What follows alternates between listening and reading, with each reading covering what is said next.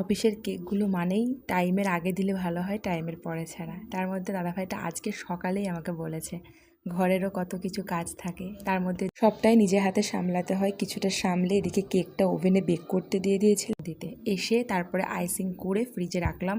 একদমই হাতে সময় কম, দেখতেই পারলে কটা বাজে, 10টায় বলেছে কেক নেবে আর 10টা বাজতে 15 মিনিট বাকি। একটু না এদিক ওদিক আমি করতে পারলাম, তাছাড়া তো বেশি টাইম আমি লেট করতেও পারবো না। আর অনেক ক্ষেত্রে কি হয় যে যারা কেক তৈরি করে এক একজনের ধরন কিন্তু এক এক রকমের, কিন্তু কিছু কিছু মানুষ আছে প্রপার ফ্লেভার দিয়েও তৈরি করে। আমি প্রপার ফ্লেভার দিয়ে একটা কেক তৈরি করি। মানে ধরো যদি চকলেট ফ্লেভার হয় তাহলে চকলেটেরই ফ্লেভার তুমি পাবে, যদি ব্ল্যাক ফরেস্ট হয় তাহলে ব্ল্যাক ফরেস্টের ফ্লেভার তুমি পাবে। যেটা যেই ফ্লেভার সেই ফ্লেভার অনুযায়ী একটা কেককে প্রপার রেডি করি। কেউ যদি আধা কেজি কেকও চাই তাহলে সেক্ষেত্রে আমি আধা কেজি কেকেই সেম ফ্লেভার অ্যাড করে আমি সেটাকে দিই। আধা কেজিটা খুব ছোট হয়, সেই ক্ষেত্রে আমাদের সেই তৈরি করতে একই টাইমিং লেগে যায়, একই সেই ক্রিম বিটই করতে হয়, সব কিছু করতে হয়। কিন্তু কেকটা ছোট, সেক্ষেত্রে পরিশ্রমটা বেশি হয়ে যায়। তবুও আমার ভাগ্যটা ভালো ছিল আজকে, যে আজকে আমি 2টো কেকের অর্ডার পেয়েছি। 2টো কেকই আমার 1 কেজির মানে 1 কেজিই ছিল। এখন যে কেকটা তোমরা দেখতে পাচ্ছ এটা আমি 900 টাকা চার্জ করেছিলাম। এটা হচ্ছে চকলেট ফ্লেভার কেক ছিল। আর এর পরে যে কেকটা আজকে তৈরি করেছি সেটা আমি চার্জ করেছিলাম 850 টাকা। অনেক সময় ফ্লেভার, ডেকোরেশন সব কিছু ডিপেন্ড করে একটা কেকের প্রাইস, সেই হিসেবে আমি এক এক দিন এক এক রকম ফিক্সড করি। যখন যে ক্লায়েন্ট যেরকম হিসাবে চাই বা যেরকম রেঞ্জের চাই আমি সেই হিসেবে তাদের কাস্টমাইজ করে কেকটা তাদেরকে প্রোভাইড করে থাকি। আর প্রত্যেকটা কেক যখন আমরা ডেকোরেশন করি কোনো কিছু আগের থেকে করে রাখি না, যেহেতু হোমমেড ফ্রেশ কেক। আর এক এক সময় এক এক রকমের ডিজাইন দিতে হয়, ফ্লেভার দিতে হয়।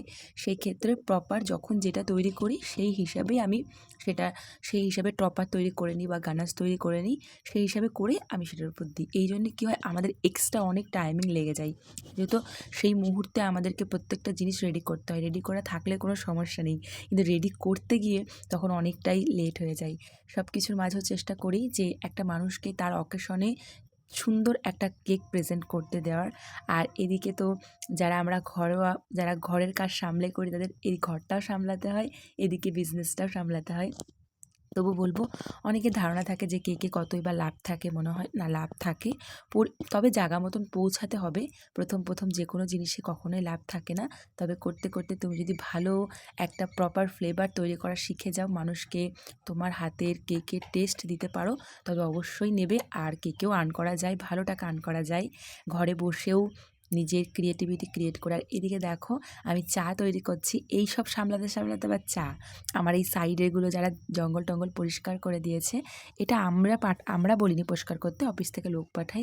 তবু মনে হয় সেই মানুষটা যখন ঘরের সামনে এত সুন্দর কাজ করছে তাকে কিছু দেওয়া যায়। চা আমি কখনোই দিই না, তবে আমি দুধ জাল দিচ্ছিলাম, সেই ক্ষেত্রে মনে হলো না, তাহলে চাটাই তাড়াতাড়ি করে দেয়। এই যে বাচ্চাগুলো দেখতে পাচ্ছ না, এরা হচ্ছে আমার ঘরের সামনেই থাকবে, যতই যাই থাক এরা বলছে আমরাও চা খাবো।